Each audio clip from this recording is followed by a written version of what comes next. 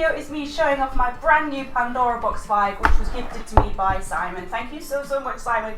Basically, it's an arcade stick with a boatload of arcade games on it. Well, there's retro ones, and it's amazing. I think I'm actually deeply in love for the first time in my life. I couldn't find that much information about the company behind it because most of the information online about it is in Chinese, which I can't read. I also read that it's actually a bootleg of another arcade board called a jammer. I gotta admit, I don't really know that much about arcade boards, and I do not have the time to learn.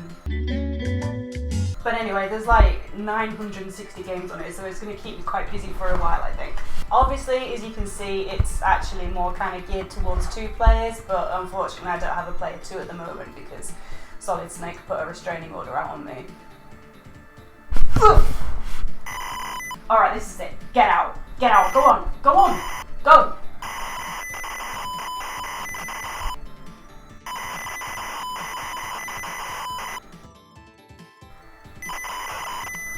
Leave!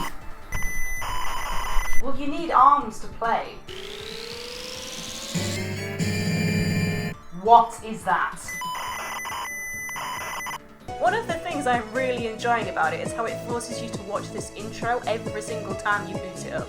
Absolute anthem! I remember this from the 90s. Can you not hit me with your weird nipple thing? So let's play something and see how we go. If you want to play King of Fighters, then you're pretty damn covered. There's like 30 versions. Same goes for Street Fighter, actually.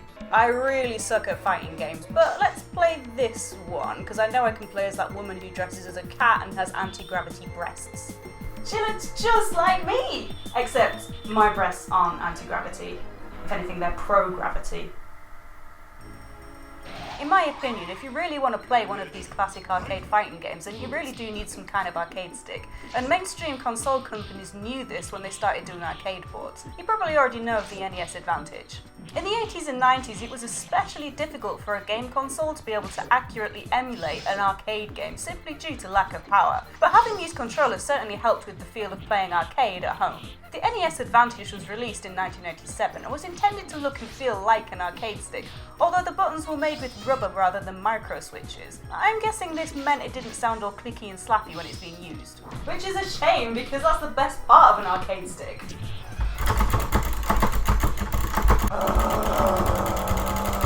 It can't be just me that sucks at fighting games, I hope. I can't think of a single one that I'm not rubbish at, apart from maybe Tekken 2 on the PlayStation 1.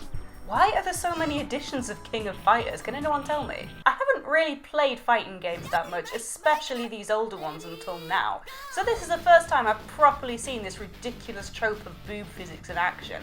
Look at this bullshit. Well, as many trolls in the comments are always fond of telling me, I do indeed have breasts. So, let's try this out.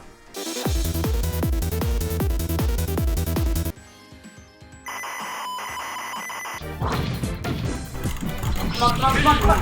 Oh! How did I lose to you? You're playing with your nipple. It really isn't just fighting games by any stretch. There's also a boatload of top-down shooters. Probably one of my favourite top-down space shooters is the Donpachi series, which I was super excited to find on here. The best thing about these games is the guns do not muck around. When you get power-ups, your laser's going to take up a good third of the screen.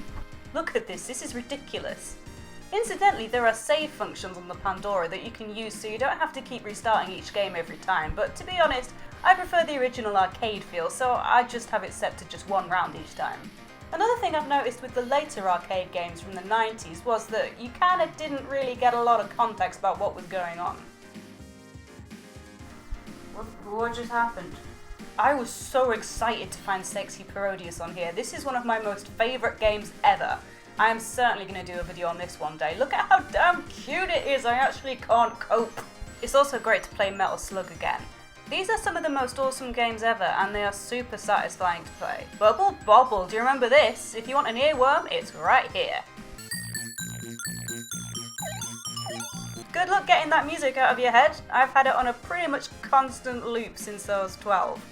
I don't even know what this kind of format is, but it was quite popular, obviously. There's quite a few games on here that follow the same sort of play style. Some of them cute and some of them pretty badass.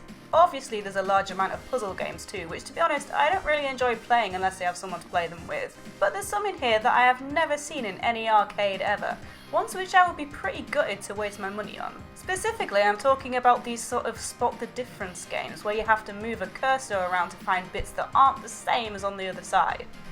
These were actually put in arcade cabinets. Imagine wasting your money on this bullshit. There is a good handful of these on here, and I honestly don't understand why anybody would ever want to play them in a game arcade. It's not that they look bad or anything, they're just really boring. I like how they try and add cute animations and sound effects like that's going to disguise the fact that they just spot the difference games. Anyway, there's way too much on here for me to do a proper overview. I just kind of wanted to show off my new boyfriend. What's great too is that now I have access to all of these games, I'm going to be able to make a lot more videos, so please do keep those requests coming. I am trying to cover them all off. One thing I will say that I'm a little bit uncomfortable about is the nature of the ROMs on the actual arcade board. I'm going to take a wild guess and say that no money has been given to the original licenses for this. ROMs are great, don't get me wrong, but it seems a bit of a grey area when another company is directly profiting off work that isn't theirs. Although I suppose users are paying for the actual unit itself. Well anyway, that's just a really quick silly look at my brand new boyfriend. Thank you so much for watching. And I hope you enjoyed watching me play with him. Alright, get out now. Where is your mouth?